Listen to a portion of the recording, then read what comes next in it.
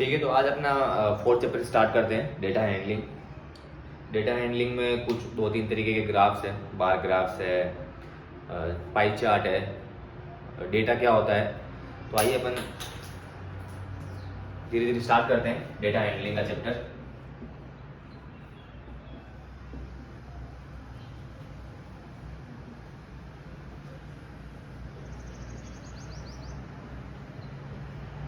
Chapter 4 है अपना, class 8 का फोर्थ चैप्टर है मैथ्स का। तो सबसे पहले अपन ये समझते हैं कि डेटा होता क्या है।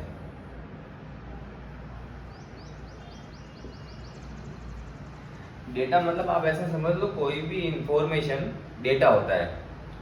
जैसे कि एक एग्जांपल लेते हैं, राजस्थान में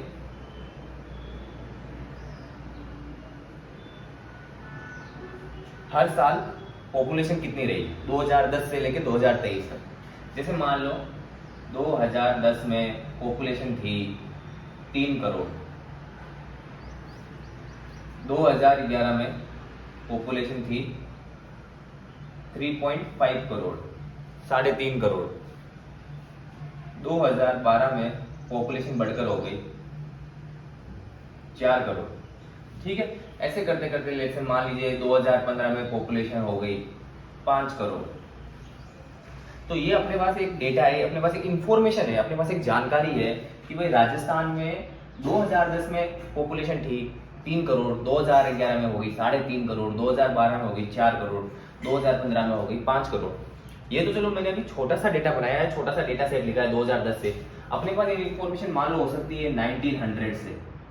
1900 में कितना था पॉपुलेशन थी होगी कुछ, 1901 में थी होगी कुछ, ऐसे करते करते जैसे 2024 चल रहा है। तो यहाँ पे अपने पास एक काफी बड़ा डेटा सेट हो जाएगा। तो इस तरीके के डेटा को, जैसे अभी अपन तो क्या छोटा छोटा देख रहे हैं, लेकिन रियल लाइफ में, रियल वर्ल्ड में ना ऐसा छोटा डेटा नहीं होता, बहुत बड़ा डेटा होता है।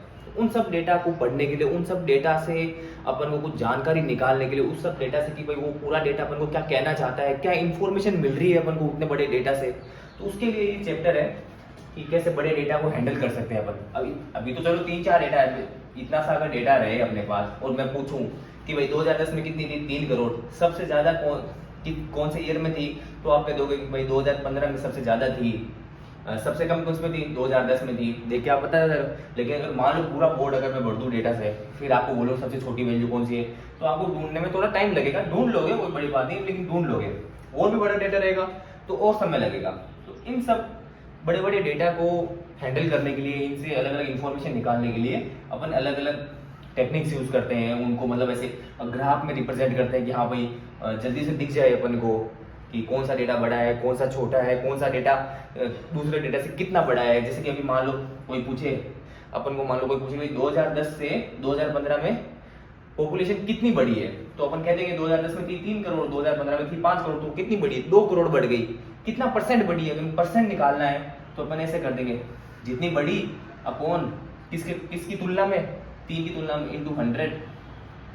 तो यहाँ से आ जाएगा अराउंड 66.67%। तो ऐसे अपन बता सकते हैं कि भाई 2010 से 2015 में पॉपुलेशन 66.67% बढ़ गई है। तो ऐसे अपन है ना कुछ डेटा से इंफॉर्मेशन निकाल सकते हैं।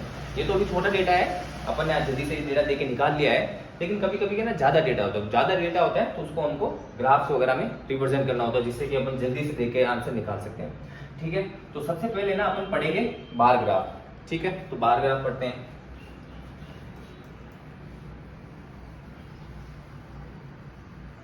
देखो बार ग्राफ पढ़ने से पहले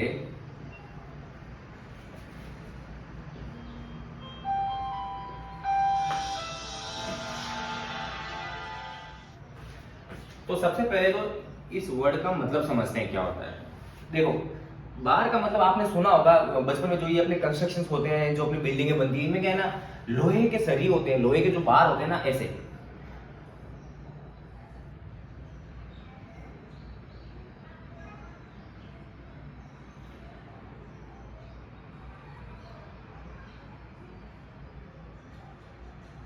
ऐसे कुछ बार होते हैं, अपने देखे होंगे, मतलब जो ऐसे बिल्डिंग बनाते हैं या कहीं पे भी कोई रोड बनती है, कोई ब्रिज बनता है ना, तो ऐसे बार यूज होते हैं, एकदम सीधे सही होते हैं। ये सिलेंड्रिकल भी हो सकते हैं, गोल भी हो सकते हैं, स्क्वायर भी हो सकते हैं, रेक्टेंगुलर भी हो सकते हैं, तो अलग अलग शेप के बार होते हैं। और ग्राफ का मतलब क्या होता है ना, ग्राफ मतलब होता है कि किसी भी डेटा को किसी पिक्चर में, किसी किसी विजुअलाइज की फॉर्म में अपन को उसको दिखाना होता है। जैसे कि मान लीजिए अपन अभी बार ग्राफ बनाना सीख रहे हैं, ठीक है, तो ये जो ग्राफ बनेगा ना, ये बार से बनेगा, आपको थोड़ा सा ना मतलब विजुअलाइजेशन करने में आसानी होगी, देखना। जैसे मान लो मैं इसका बार ग्राफ बनाता हूं, ठीक है, तो इधर अपनी हो गई, इधर मैं रख देता हूं जैसे 1 करोड़, 2, 3, 4, ये 5, ये 6, ठीक है, यहाँ पे 6 आगे चलते रहे। इधर अपन रख देते हैं साल, ईयर, 2010, 2011, 2012, 2013, 2014, 2015, 2016, ठीक है। देखो 2010 में कितनी थी पॉपुलेशन, 3 करोड़, तो 2010 में ये अपना 2010 है, यहाँ पे अपना 3, यहां तक एक अपन ऐसा बार बना देंगे, ठीक है। 2010 में कितना, ये यहां तक दिख रहा है आपको, 3 के लेवल, तो इसका मतलब क्या ना, ये डेटा अपना करोड़ में है। यहाँ पे 1 लिखा है, इसका मतलब 1 नहीं है, ये 1 करोड़ है। 2 लिखा तो 2 नहीं है, ये 2 करोड़ है, डेटा इन करोड़, ठीक है। लाख में भी हो सकता है, 100 में भी हो सकता है। अभी पॉपुलेशन की बात कर रहे हैं, तो क्या पॉपुलेशन क्या है, बड़ा नंबर होता है, जिसके हमको करोड़ लेना पड़ा है, इसको बोलिए आप अभी के लिए इग्नोर कर सकते हो, ठीक है। 2011 में कितनी पॉपुलेशन, 3.5 करोड़, 3.5 करोड़। 2011 अपने यहाँ पे है, यहाँ पे अपना ये अपना यहाँ पर आएगा 4 करोड़, और यहाँ पे अपना हो रहा है 3 करोड़, लेकिन अपन को 3.5 चाहिए, तो अप्रोक्सीमेटली अंदाजा लगा के बीच में यहां तक आएगा ये ग्राफ। तो बनाते हैं यहां तक, ठीक है, बन गया 3.5 करोड़, बीच में आ रहा है एकदम। 2012 में 4 करोड़, 2012 में 4 करोड़ कहां तक आएगा अपना, ये 4 करोड़। 2013 में, चलो 2013 का है नहीं, 2015 का है 5 करोड़। 2015 का अपन बनाते हैं 5 करोड़, कहां तक आएगा, यहां तक आएगा। इसको थोड़ा सा मिटा देते हैं अभी के लिए।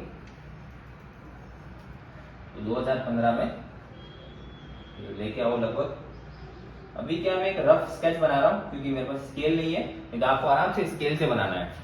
तो ये बार ग्राफ आप देखोगे तो इसमें आपको इंफॉर्मेशन मिल जाएगी। कुछ सवाल पूछे थे मैंने स्टार्टिंग में कि सबसे ज्यादा पॉपुलेशन कौन से ईयर में, सबसे कम किस में है, सबसे ज्यादा वृद्धि कौन से साल में हुई है। तो वो डेटा अपन यहाँ पे जब बार ग्राफ देखेंगे ना, तो उनके सवालों के जवाब अपन को जल्दी मिल जाएंगे।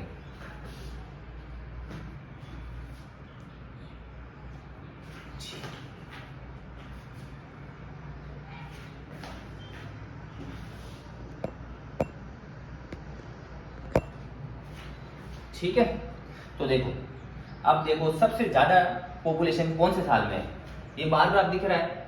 इसमें ये जो बार है ना, इसकी हाइट है इस डेटा के प्रोपोर्शन में। जिसकी जितनी ज्यादा पॉपुलेशन, बार की हाइट उतनी ऊंची है, क्योंकि आप देख लो इसकी कितनी है 5, तो ये सबसे बड़ा बार है, तो सीधा दिख रहा है सबसे ज्यादा पॉपुलेशन कौन से साल में, 2015 में। सबसे कम पॉपुलेशन कौन से ईयर में आएगी, जो बार सबसे छोटा रहेगा, जो सबसे कम वैल्यू रहेगी, वो है ये स्मॉलेस्ट, इसमें सबसे ज्यादा पॉपुलेशन है। अब देखो यहाँ पे जो वृद्धि है, जो इंक्रीज हुआ है, यहां से लेके यहाँ कितना इंक्रीज हुआ, आधा इंक्रीज हुआ, आधा मतलब आधा करोड़, 0.5 करोड़, इसमें भी 0.5 करोड़। लेकिन यहाँ पे कितना इंक्रीमेंट हुआ है, ये यहाँ से कितना ऊपर गया है, ये 1 करोड़। तो सबसे ज्यादा इंक्रीमेंट 2012 से 2015 में हुआ है। तो ऐसे अपन ना जो डेटा दिया हुआ है, उस डेटा का अपन एक ग्राफ बनाएंगे। ग्राफ आगे भी होते हैं, सर्कुलर ग्राफ होते हैं, सर्कल ग्राफ, उसको पाई चार्ट भी कहते हैं, बार ग्राफ होते हैं, हिस्टोग्राम होते हैं, और भी तरीके के ग्राफ होते हैं। अभी अपन बार ग्राफ, पाई चार्ट वगैरह के बारे में देखेंगे, ठीक है। तो ये बार ग्राफ हो गया। और एक और एग्जांपल लेते हैं अपन,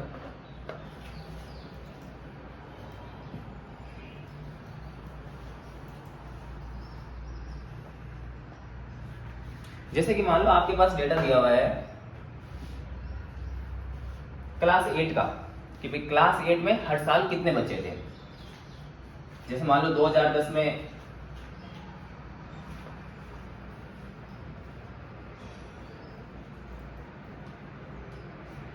अपन को दिया जैसे मान लो 2010 में थे 50 बच्चे, 2011 में थे 60 बच्चे, 2012 में थे 65, 2013 में हो गए 70, 2014 में हो गए 80। ठीक है, तो ये डेटा जो आपको दिया हुआ है किसका डेटा है? Number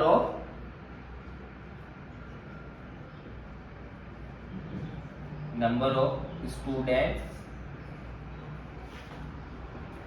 in class 8। ठीक है,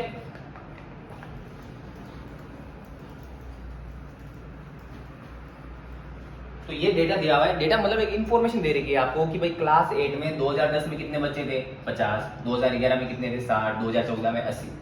तो ये इन्फॉर्मेशन अभी तो चलो 4-5 साल का डेटा है, लेकिन अगर बहुत सारे सालों का डेटा रहता है तो उसके लिए अपन को ग्राफ का मदद लेना होता है। तो अभी के लिए अपन बार ग्राफ पढ़ रहे हैं तो बार ग्राफ बनाते हैं इसका कि बार ग्राफ कैसे बनेगा।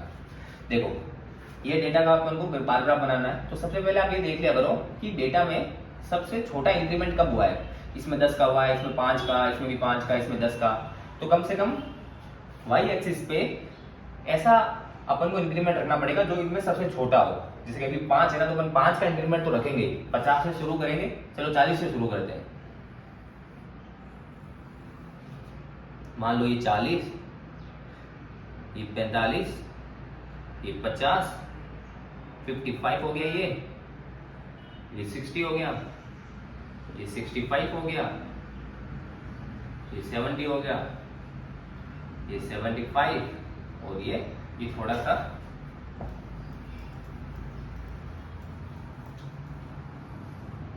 ये हो गया अपना 80, ये हो गया 85, आगे 90 तक चला जाएगा। ठीक, अब यहाँ पे अपन अपने ईयर बना लेते हैं 2010, 11, 12, 13, 14, 15। ये मैंने 20 नहीं लिखा है, 2011 है, 2012, 2013, 2014, शॉर्ट फॉर्म लिखी है मैंने। ठीक है, अब देखो 2010 में 50 बच्चे थे, 2010 में 50 बच्चे, तो ये बार बार कितना जाएगा 50 तक जाएगा। ठीक है, 50 तक बन गया। 2011 में 60, तो 2011 में 60 तक बना दिया मैंने। 2012 में 65, 2012 में 65 मतलब यहां तक बनेगा। ठीक है, बन गया 65 तक। लाइन थोड़ी सीधी नहीं हो रही है, थोड़ा एडजस्ट कर लेना है प्लीज। इसमें क्या मेरे पास स्केल नहीं है, वैसे डस्टर से बना तो सकता हूं मैं, पर टाइम लगेगा थोड़ा। ठीक है, 2013 में 70 बच्चे, 70।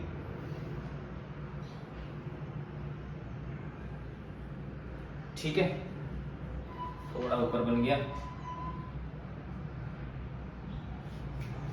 ठीक है, हो गया 70। 2014 में 80 बच्चे हैं, 80 अपना जाएगा यहां तक, इसको अपन को मिटाना पड़ेगा। ठीक है, 2014 में हो गया 80, ये इतना बनेगा। ठीक है, तो ये डेटा जैसे मैं लिख देता हूँ 50 मैंने मिटा दिया, इसलिए यहाँ लिख देता हूँ 60, 65, 70 और ये हो गया 80। अब आप इस बार ग्राफ को देख के सीधा सीधा बता सकते हो, अगर मैं आपसे पूछूं सबसे ज्यादा बच्चे क्लास 8 में कौन से साल में थे, in which year there were maximum number of students in class 8, तो आपको सीधा सीधा दिख रहा है कि ये बार सबसे लंबा है, सबसे ज्यादा हाइट है, इसका मतलब ये वैल्यू हाईएस्ट है। अब जैसे आपको मैं लिखूं 70 और 80, तो ऐसे तो आप बता दोगे कि कौन सा नंबर बड़ा है, 80 नंबर बड़ा है। लेकिन अगर बहुत सारे नंबर हो, जैसे मान लो 20, 30, 35, 39, 42, 48, 49, 22, तो आपको सबसे बड़ा नंबर बताने में थोड़ा टाइम लगेगा, सारे नंबर देखने पड़ेंगे तब पता चलेगा। लेकिन बार ग्राफ में क्या है ना, जो सबसे बड़ा नंबर होता है ना उसका बार उतना ही हाइट होती है, उसकी उतनी हाइट ज्यादा होती है। तो अपन को फट से देख के पता चल जाएगा कि 2014 में सबसे ज्यादा बच्चे थे क्लास 8 में। सबसे कम पूछो अगर मैं, सबसे कम कौन सी क्लास में थे, तो सबसे छोटा बार कौन सा है, ये वाला, सबसे कम थे इसमें। ठीक है, और अगर मैं पूछूं आपको कि सबसे ज्यादा, या फिर मैं आपको ये पूछूं कि भाई 2010 से 2011 में कितने बच्चे बढ़ गए, तो यहाँ से दिख रहा है आपको ये कितनी हाइट है, ये 10। 50 से 60 हो गए तो 10 बच्चे बढ़ गए, ये सवाल भी आप देख सकते हो। ठीक है, तो ऐसे है ना, अपन को जो डेटा दिया हुआ है, जो इन्फॉर्मेशन दे रही है, उसको अपन बार ग्राफ में जब रखेंगे ना, तो उस इंफॉर्मेशन से अपन को काफी अच्छी काफी अपने सवालों के जवाब आसानी से मिल जाएंगे। ठीक है, चलो आगे बढ़ते हैं।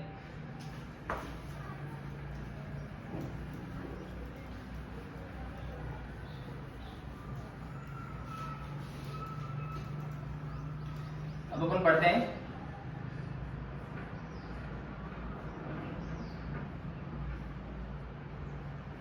Double bar graph.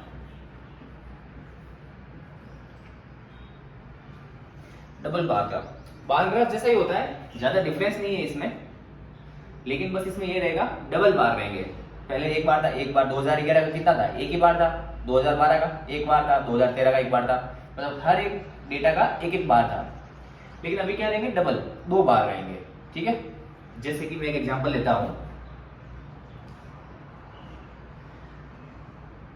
एक इंफॉर्मेशन देता हूं आपको पहले। ठीक है, देखो राजस्थान में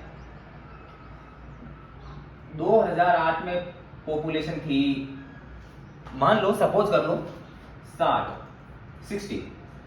2009 में हो गई 65। ठीक है, राजस्थान में। मान लो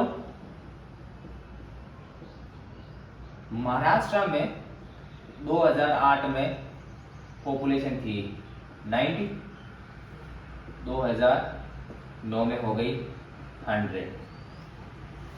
ठीक है, मान लो सिक्किम में, सिक्किम भी अपने भारत का एक राज्य है, सिक्किम में 2008 में पॉपुलेशन थी 10, 2009 में हो गई 20। ठीक है, और एक और बताते हैं, मान लो उत्तर प्रदेश, यूपी में 2008 में पॉपुलेशन थी 100 और 2009 में हो गई 120। ठीक है, तो ये इंफॉर्मेशन दे दी मैंने आपको कि अलग अलग स्टेट्स में पॉपुलेशन 2008 में कितनी थी, 2009 में बढ़कर कितनी हो गई। अब इस इंफॉर्मेशन से, अभी तो चलो मैंने 4 स्टेट लिए हैं, लेकिन इंडिया में 4 नहीं, 4 से ज्यादा स्टेट्स है। ठीक है, अराउंड 28 स्टेट्स है अभी। ठीक है, तो जब पूरे 28 स्टेट्स होंगे तो पूरे 28 बार बनेंगे।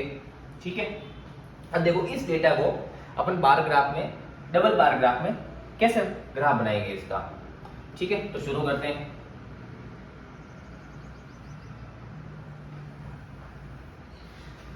ठीक है, देखो यहां पर रहेगा अपना राजस्थान, यहां पर रहेगा अपना महाराष्ट्र, यहां पर रहेगा अपना सिक्किम,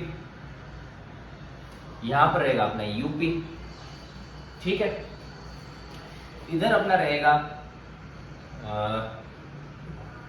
20, 40, 60, 80, 100, 120, 140। ये ना आप नंबर है ना, इस डेटा के हिसाब से थोड़ा अंदाजा लगा के प्लॉट कर लीजिए अगर, ताकि वो सारे के सारे डेटा का पॉइंट यहाँ पे मिल जाए। जैसे मान लीजिए मेरे को 10 प्लॉट करना है, तो 10 कहाँ पे आएगा भाई, देखो ये 20 है, तो यहाँ पे कहीं पे अपना 10 आ जाएगा। 20 कहाँ आएगा, 20 तो है ही यहाँ पे। 100 कहाँ आएगा, 100 यहाँ आ जाएगा। और 90 कहाँ आएगा, 90 देखो 100 और 80 के बीच में 90 आएगा यहाँ पे कहीं पे। 65 कहाँ आएगा, देखो यहाँ 60 है, 60 से थोड़ा सा ऊपर, यहाँ पे अपना 70, तो 70 और यहाँ पे अपना 75, 60, 65, 70, 75, 80। ठीक है, देखो अब अपन ये डेटा प्लॉट करते हैं। सबसे पहले 2008 का,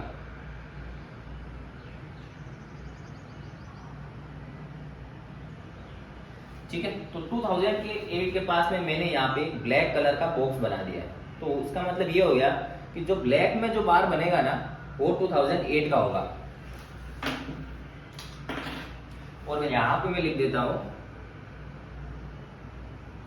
2009।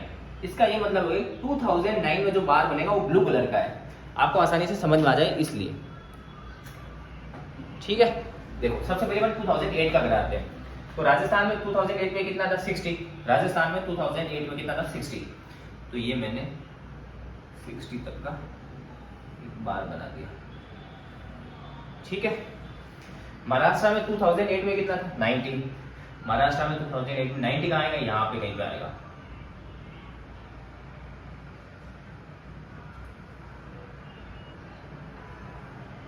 ठीक है। सिक्किम में कितना 2008 में 10 अपन बनाते हैं यहां तक। यूपी में 2008 में कितना था 100, यूपी में 2008 में कितना था 100 का आएगा यहाँ पे।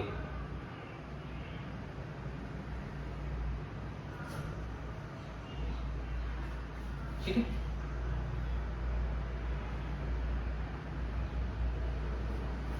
चलो 2008 का तो हो गया। अब बनाना है अपन को 2009 का।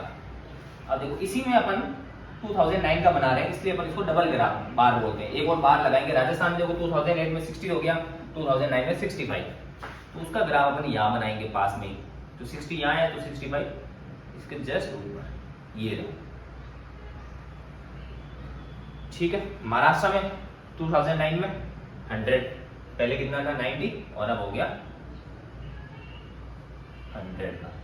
ये अपन सीधा देखो, ये है ना जो बार में ना मेरे से अभी लाइन सीधी नहीं बन रही, लेकिन ये लाइन सीधी होती है और इनके बीच में जो विड्थ होती है, जो इनकी चौड़ाई होती है ना, जो ये चौड़ाई है, ये सारे बार की सेम होती है। और इन सब बार के बीच का जो डिफरेंस होता है ना, ये इसको हम कहते हैं गैप। ये गैप भी कांस्टेंट होना चाहिए, जितना गैप इसमें उतना ही गैप इसमें रहना चाहिए, उतना ही गैप इसमें रहना चाहिए।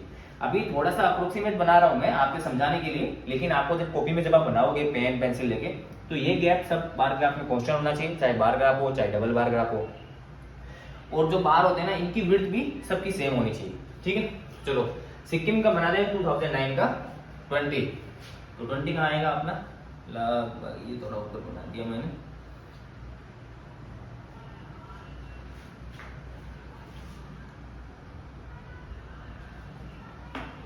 ठीक है। यूपी में कितनी थी 100 के बाद हो गई 120, तो 120 यहाँ पे कहीं पे आएगा अपना।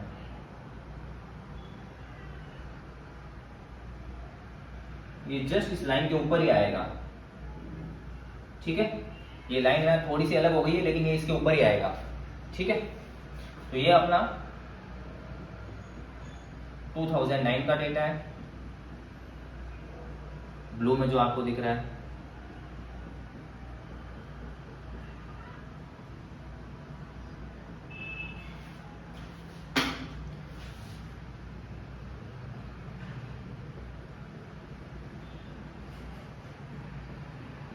आप कलर कोई भी यूज कर सकते हो, जरूरी नहीं है आपको ब्लैक ब्लू यूज करना है। आप ऐसा कर सकते हो, एक को व्हाइट रख लो, एक को ब्लैक कर दो, एक को आप व्हाइट रहने दो, एक में आप पेंसिल से ब्लैक कर सकते हो, तो उससे भी आप उसको अलग अलग दिखा सकते हो। ठीक है, अब देखो अपन को मान लो इसमें कोई सवाल पूछता है कि 2009 में सबसे ज्यादा पॉपुलेशन किसकी थी, तो 2009 वाले ग्राफ कौन से हैं, ये ब्लू वाले, तो सबसे बड़ा बार कौन सा हुआ, ये हुआ, दिख ही रहा है अपन को। 2009 में सबसे छोटी पॉपुलेशन किसकी थी, सबसे कम पॉपुलेशन इसकी थी। ठीक है, और राजस्थान की पॉपुलेशन, तो राजस्थान की पॉपुलेशन 60 थी, फिर 65 हो गई। तो बार ग्राफ से अपन अलग अलग तरीके की इंफॉर्मेशन मिल सकती है अपन को। सबसे ज्यादा इंक्रीज कौन से स्टेट में हुआ है एक साल में, देखो सिक्किम में 10, यहाँ पे कितना हुआ है महाराष्ट्र में 5 का हुआ है, 10 का हुआ है, 10 का हुआ है, इसमें भी 10 का हुआ है, इसमें कितना हुआ है 20 का हुआ है, इसमें कितना हुआ है 5 का। तो सबसे ज्यादा इंक्रीमेंट यूपी में हुआ है पॉपुलेशन का। ठीक है, तो इस तरीके से अपन अलग अलग बार ग्राफ बना सकते हैं। ठीक है, तो आसान था। चलो अपन पाई चार्ट पढ़ते हैं, वो और भी आसान है। ठीक है, डरना नहीं है, आराम से समझना है।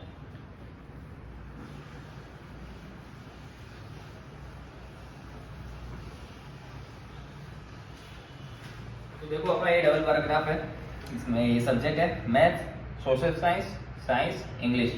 ठीक है, और इनका ये डेटा दे रखा है यहाँ पे। जैसे मैथ्स में आपका ये 206 है, मतलब 2006 में, ये 2006 के बार ग्राफ है, और ये 2007 के बार ग्राफ है। तो ये दिख रहा है, इससे आपको ये अंदाजा लगेगा कि ये जो जिनमें लाइन कर रखी है मैंने वो 2007 का है, और जिनमें लाइन नहीं है वो 2006 का है।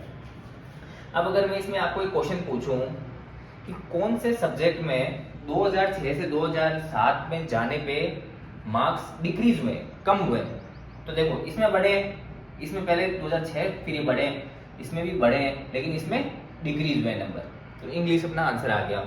या फिर एक क्वेश्चन पूछूंगी सबसे ज्यादा मार्क्स अगर इंक्रीज हुए किसी में तो किस में हुए, तो देखो इसमें इंक्रीज हुआ है, इसमें इंक्रीज हुआ है, इसमें इंक्रीज हुआ है, लेकिन सबसे ज्यादा इंक्रीज मैथ्स में हुआ है। ये 30 था 60 हो गया, 30 का इंक्रीज है, ठीक है। या फिर चलो मान लो कोई ऐसा बार ग्राफ होता, आगे सब्जेक्ट होता हिंदी का, और उसमें मैं 2 बार ग्राफ बना दूं, 2006 का 2007 का। तो अब मैं आपको क्वेश्चन पूछूंगी कौन सा सब्जेक्ट में मार्क्स इक्वल थे। 2006 में भी अगर 30 नंबर थे तो 2007 में भी 30 नंबर ही थे, तो वो हिंदी हो जाएगा, हिंदी वाला सब्जेक्ट। ठीक है, तो एग्जांपल ले लिया अपन ने, इससे अपन को बार ग्राफ की काफी, डबल बार ग्राफ और बार ग्राफ दोनों की अंडरस्टैंडिंग हो गई है, ठीक है।